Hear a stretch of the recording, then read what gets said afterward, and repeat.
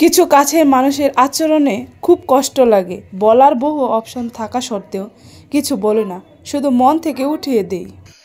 যখন সব হবে তখন শখের বয়সটা আর হয়তো বা থাকবে না, জীবনের হিসাবটাও মিলাতে শেষ হয়ে যাবে, কিন্তু তখন আর ঘোরাফেরা, খাওয়া দাওয়া, সাজগোজ কোনো কিছুই ভালো লাগবে না। এগুলা কিন্তু অনেক মানুষই বোঝে না। এইগুলা নিয়ে কিন্তু অনেকেই অনেক সমালোচনা করে, সে কি খেলো, সে কি পড়লো, সে কোথায় গেল। এটাই হচ্ছে মানুষের সমস্যা। মাঝে মাঝে ইচ্ছে করে ওই মানুষগুলোকে ঠিক জায়গায় সঠিকভাবে সঠিক জবাব দিয়ে দিই, বাট আত্মসম্মানবোধ বলে কথা, তাই আর কিছু বলতে পারে না। মানুষের মতো চোখে চোখ রেখে ওইভাবে কথাগুলো বলতে পারে না। তাই এখন নিজের মতো করে বাঁচি, নিজের মতো করে চলি, যখন যেটা মন চায় সেটাই করি। কারণ মানুষের কথায় কান দিতে গেলে জীবনের সব শখ আহ্লাদ সব কিছুই চলে যাবে, কোনো কিছুই জীবনে পূরণ হবে না। জীবনে কিছু শেখো আর না শিখো, অবশ্যই মানুষ চিনতে শিখো, কারণ মানুষ সামনে থেকে যেমন দেখায় আসলে কিন্তু তেমন হয় না। আমার অনেক আত্মীয় স্বজন আছে যে তারা আমার সামনে আমাকে এত ভালোবাসে, এত ভালোবাসা দেখায় যে বলার মতো না, যে মনে হয় তারা আমার অন্তরের লোক। বাট ওরা আমার পিছন থেকে দিয়ে এমনভাবে ছুরি মারে আর এমন কথা শোনায় যেগুলা শুনলে বুকের ভিতরটার পুরা ছিদ্র হয়ে যায়। বাট ওদেরকে আর কিছু বলতে পারি না। আসলে সময় বলে দেখি কার কতটা আপন। সময়ের সাথে বদলে যায় কিন্তু অনেক মানুষ। সময়ের সাথে বোঝা যায় কে আপন, কে পর, কে বন্ধু, কে স্বার্থপর। যখন আপনি না খেয়ে থাকবেন কেউ জিজ্ঞাসা করবে না, যখন আপনার ঘরে টাকা না থাকবে, যখন আপনি টেনশনে থাকবেন, অসুস্থ হয়ে ঘরে বিছানায় শুয়ে থাকবেন, তখন দেখবেন যে আপনার পাশে কেউ নেই। বাট আপনাকে কথা শোনাতে, আপনাকে বড় বড় কথা শোনাতে কিন্তু সবাই আছে। পৃথিবীটা এমন হয়ে গেছে যে কেউ কারো ভালো চায় না, এটাই হচ্ছে বাস্তবতা। শ্বশুর বাড়ির কথা কি বলবো, ওদের জন্য আপনি যতই করবেন, যত বেশি করবেন, ততই দেখবেন যে আপনি ভালো না। এটাই হচ্ছে স্বাভাবিক, কারণ যারা করে না তারা কিন্তু কোনো সমস্যা নেই, যারা বেশি করবে তাদের অনেক দোষ হয়ে যায়, এটাই বাস্তব। যদি উপরে উঠতে চান, কিছু মানুষ আছে চাইবে যে আপনাকে টেনে হেঁচড়ে কীভাবে নিচে নামাবে। তাই এখন আর মানুষের কথা ভেবে নিজের কথা ভাবি, কারণ মানুষের কথা ভাবতে গেলে জীবনে সব কিছু শেষ হয়ে যাবে, সামনে এগোনো যাবে না। পিছনের কথা মানুষ যতই পিছনে যাই কিছু বলুক না কেন, ওইগুলা শোনা যাবে না। অনেক সুন্দর একটা শাড়ি পরে আজকে একটা স্পেশাল দিনে আমার ফ্যামিলি নিয়ে বের হয়ে চলে আসলাম আজকে ঘুরতে। আর এটা হচ্ছে ময়মনসিংহ লজ। এটা অনেকেই চেনে, ইউটিউবে কিন্তু অনেকে এই জায়গাটার নাম শুনছে। কিন্তু অনেক সুন্দর অসাধারণ ফুল ছিল। এখন তো শীত সিজন, তাই অনেক ধরনের ফুল ফুটে আছে, আর ফুলগুলো দেখতে অনেক মাশাআল্লাহ অনেক সুন্দর লাগতেছিল। আর এখানে হচ্ছে যে একটা ছোট্ট একটা বাড়ির মতো সিঁড়ি দিয়ে উপরে ওঠা যায়, তারপর একটা পুকুর আছে পিছনে, পুকুরটাও কিন্তু মাশাআল্লাহ অনেক সুন্দর। ওই পুকুরের উপরে আবার অনেক ধরনের মাছ আছে পুকুরে, আর ওই মাছগুলা কিন্তু খাবার দিলে চলে আসে হাতের কাছে।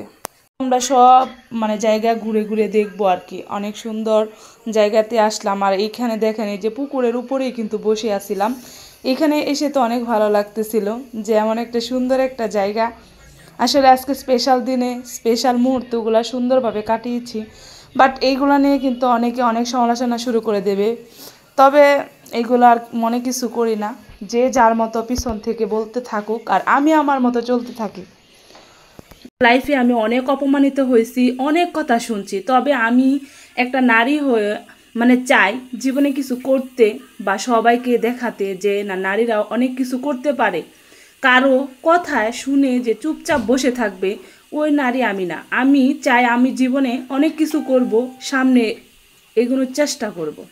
অনেক আঘাত পাইছি জীবনে, বহুবার ভেঙে পড়ছি, তবে এখন আর ভেঙে পড়বো না। জীবনে যাই করে না কেন আর কারো কথাই শুনবো না, যে কি বললো না বললো ওইগুলোর দিকে আর তাকাবো না। তাই আমি জীবনে কিছু করি আর আমি স্বাবলম্বী হই।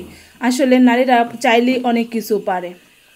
আমি সবার মন রাখার চেষ্টা করি, কিন্তু সবাই এটা ভুলে যায় যে আমারও একটা মন আছে। আমার মনের দিকে কেউ তাকায় না। কিভাবে খোঁচা মেরে কথা বলতে পারবে, পিছন দিয়ে আঘাত করতে পারবে, সেটাই সবাই চেষ্টা করে। পুকুরের উপরে আমার দুইটা ছেলে দেখেন কি সুন্দর করে এখানে দাঁড়িয়ে দাঁড়িয়ে মাছ দেখতেছিল, আর আমরা এখানে সিঁড়ি দিয়ে সবাই নামতেছিলাম। অনেক ভালো লাগছিল আজকের দিনটা, সবাই একসাথে অনেক সুন্দরভাবে কাটিয়েছি। আর আপনাদের ভাইয়া আমাকে ফুল গিফট করলো, অনেক ভালো লাগলো।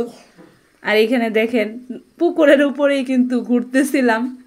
কিছু ভালো মুহূর্তগুলো কিন্তু তাড়াতাড়ি কেটে যায়, আর কষ্টের দিনগুলো অতি সহজে কাটতে চায় না। এটাই হচ্ছে আসলে জীবন। বহুবার অনেক কেঁদেছি, অনেক ভেঙে পড়েছি। এখন সবসময় চেষ্টা করব নিজেকে শক্ত রাখার, নিজেকে ভালো রাখার, ভালো থাকার। আমি এমন একটা মানুষ যে কিনা অতি সহজে অল্পতেই মানুষকে বিশ্বাস করে ফেলি, অনেক আপন ভেবে ফেলি। আর ওই মানুষগুলোর সাথে মনের যত কথা আছে সব ইচ্ছে মতো বলে ফেলি। আর ওই মানুষগুলাই আমাকে মানে সুযোগ বুঝে এমনভাবে আঘাত করবে, মানে যা বলার ভাষা নেই। ঘোরাফেরা করে বাসায় আসলাম, আমার ছেলে বলতেছে ডিম দিয়ে ভাত ভেজে খাবে, আর ওকে ভাত ভেজে দিয়ে আমরা সবাই খাওয়া দাওয়া করতে বসে গেলাম। আর ভাত খেয়ে তারপর বলতেছে ওরা বাদাম খাবে, আর এত রাতে বাদাম খাচ্ছিল বাবা ছেলে। বলতেছিলাম তো ঘুম আসবে না, আর ওরা বলতেছিল যে বাদাম খেলে নাকি অনেক ঘুম চলে আসে, আর এগুলো হচ্ছে ক্ষেতের বাদাম, আমার আম্মা বাড়ির থেকে কিন্তু কিনে নিয়ে আসছিল। আর এখানে আমি পিঠা বানাচ্ছিলাম, চিতল পিঠা, আবার বাপা পিঠা। আমি কিন্তু অনেক ধরনের পিঠা বানাতে পারি, আর শীতের সময় আসলে তো অনেক অনেক আইটেমের পিঠা বানাই আমি। পিঠা আমার বানাতেও ভালো লাগে, খেতেও ভালো লাগে। মানে এই তো পিঠা খাওয়ার উৎসব, আর আমরা কিন্তু অনেক আইটেমের পিঠা বানাই। আর এইগুলা পিঠা কে কি নামে চিনেন সবাই কমেন্ট করে যাবেন। পিঠা যারা যারা খেতে পছন্দ করেন তারা কিন্তু আসলে পিঠা বানাতেও পছন্দ করেন। আমি কিন্তু অনেক আইটেমের পিঠাই বানাইতে পারি, আর খেতেও ভালো লাগে, সবাইকে খাওয়াতেও ভালো লাগে। অনেক মানুষকে আমি পিঠা খাওয়াইছি আমার লাইফে। পিঠাটা আমার ছেলের অনেক পছন্দ, এটা কিন্তু অনেক পছন্দ করে, তার জন্যই ওর জন্য এটা বানানো। অনেক কথা বলে ফেললাম, আসলে মনটা অনেক খারাপ, তার জন্যই মানে ইচ্ছে মতো নিজের ভিতরের কষ্টগুলা একটু শেয়ার করলাম সবার সাথে। যাই হোক, সবাই ভালো থাকবেন, সুস্থ থাকবেন, আর আমার ভিডিওটা সবাই লাইক কমেন্ট শেয়ার করে দিবেন। সবাই আমার ইউটিউব চ্যানেলটাকে সাবস্ক্রাইব করে দিবেন। ওকে, সবাই ভালো থাকেন। আসসালামু আলাইকুম।